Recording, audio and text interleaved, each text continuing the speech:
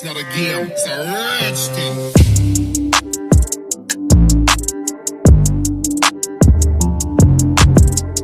Assalamualaikum warahmatullahi wabarakatuh. Bertemu lagi dengan kami, sahabat literasi milenial. Baik teman-teman, apa kabarnya hari ini? Mudah-mudahan teman-teman ada dalam keadaan sehat walafiat. Baik, pada kesempatan kali ini kita akan belajar tentang teks editorial. Pun tujuan dari pembelajaran kita kali ini adalah yang pertama, mengidentifikasi dan menemukan isu, pendapat, ragam informasi, dan informasi penting dalam teks editorial. Yang kedua, mempresentasikan, menanggapi, dan merevisi informasi berupa isi, pendapat, ragam informasi, dan informasi penting dalam teks yang dipaparkan. Apa yang akan kita pelajari dalam pembelajaran teks editorial kali ini? Yang pertama yaitu definisi, kedua fungsi, 3 fakta, 4 opini, 5 struktur. Apa itu definisi teks editorial? Teks editorial merupakan tulisan yang ada di media massa, ditulis oleh redaktur koran, berisi pandangan redaksi terhadap suatu peristiwa atau berita aktual, fenomenal, dan kontroversial. Kata kunci dari teks editorial ini adalah pandangan redaksi, isu aktual, media massa, dan redaktur. Kata lain dari teks editorial adalah tajuk rencana, pokok redaksi, dan editorial.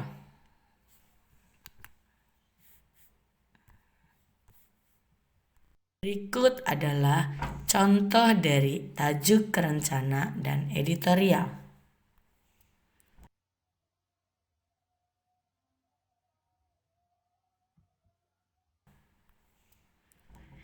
Lanjut ke fungsi teks editorial. Yang pertama, menjelaskan fakta atau peristiwa dan akibatnya kepada masyarakat. Yang kedua, memberitahu latar belakang dari kaitan berita tersebut dengan kenyataan sosial. Yang ketiga, memberi pandangan kepada pembaca terhadap isu yang sedang dibahas. Yang keempat, memberikan penilaian moral tentang isu yang sedang dibahas. Selanjutnya adalah fakta dan opini. Apa itu fakta? Apa itu fakta? Fakta adalah hal, keadaan, peristiwa yang merupakan kenyataan atau benar-benar terjadi. Ciri-ciri dari fakta itu sendiri adalah yang pertama, sulit dibantah karena dapat dilihat, didengar, dan diketahui. Yang kedua, menyatakan kejadian yang sedang atau telah dan pernah terjadi.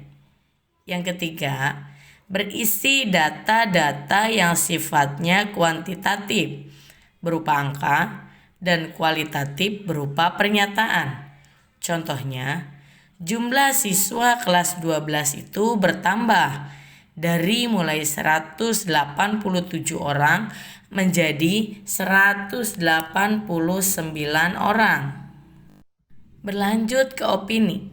Opini merupakan pendapat, pikiran, atau pendirian. Ciri-ciri dari opini itu sendiri adalah yang pertama, informasi yang disampaikan belum pasti kebenarannya. Yang kedua, berisi saran, gagasan, nasihat, dan atau argumen pribadi.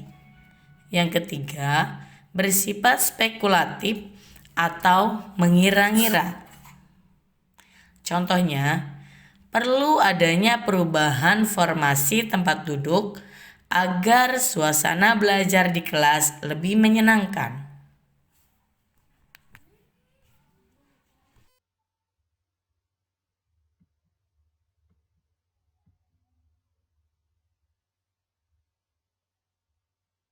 Yang terakhir adalah struktur teks editorial.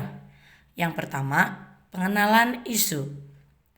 Pengenalan isu ini berisi tentang masalah yang menjadi sorotan di masyarakat.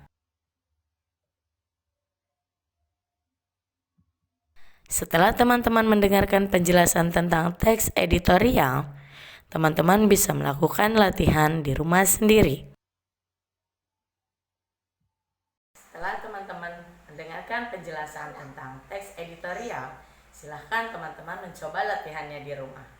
Sekian penjelasan dari kami. Sampai jumpa di video selanjutnya. Terima kasih. Assalamualaikum.